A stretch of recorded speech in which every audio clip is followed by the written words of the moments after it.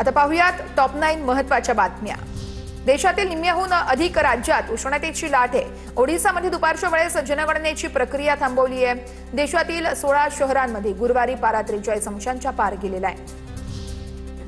राज्य सहकारी बँकेचे संचालक मंडळ बरखास्त झाल्यानंतर राज्य सहकारी बँकेचा गाडा पूर्वपदावर आणण्याचे काम आहे। बँकेचे प्रशासक विद्याधर अनासकर यांनी 2025-26 या आर्थिक वर्षामध्ये बँकेला 702 कोटी रुपयांचा निव्वळ नफा मिळवून दिला। दुधातील भेसळ रोखण्यासाठी एआय तंत्रज्ञानाचा वापर होणार आहे। मुख्यमंत्र्यांनी तसे महत्त्वाचे आदेश दिले आहेत। राष्ट्रीय डेअरी विकास बोर्डाकडून टेस्ट स्ट्रीप तयार करण्यात आली आहे। मात्र आता भेसळ रोखण्यासाठी राष्ट्रीय डेअरी विकास बोर्डाने एआयचा वापर यंत्रणा तयार करण्याचे मुख्यमंत्र्यांचे आदेश आहेत। पेट्रोल डिझेलच्या किमती तुर्तास वाढणार नाहीयेत। इंधन दरवाढीच्या अफवांवरती सरकारचा फुल स्टॉप आहे। विधानसभा निवडणुकानंतर पेट्रोल डिझेलच्या किमतीत वाढ होणार होती अशी चर्चा होती।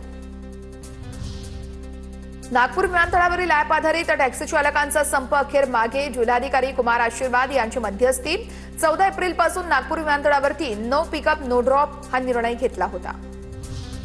छत्रपती संभाजीनगरच्या घाटी रुग्णालयातील परिचारकांचा संप 4थ्या दिवशीही सुरूच आहे। परिचारकांच्या संपामुळे 8 शस्त्रक्रिया पुढे ढकलल्यात। प्रलंबित मागण्यांसाठी महाराष्ट्र गव्हर्नमेंट नर्सेस फेडरेशनचं आंदोलन आहे।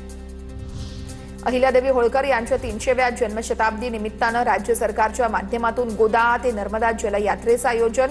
अहिल्यानगरच्या चौंडी आणि त्र्यंबकेश्वर या 2 ठिकाणाहून एकाच वेळी जलयात्रेचा शुभारंभ होणार। आमदार पडळकरांची ही माहिती आहे। घटस्फोटाआधी दुसरा विवाह करणं हा मोठा गुन्हा नाहीये।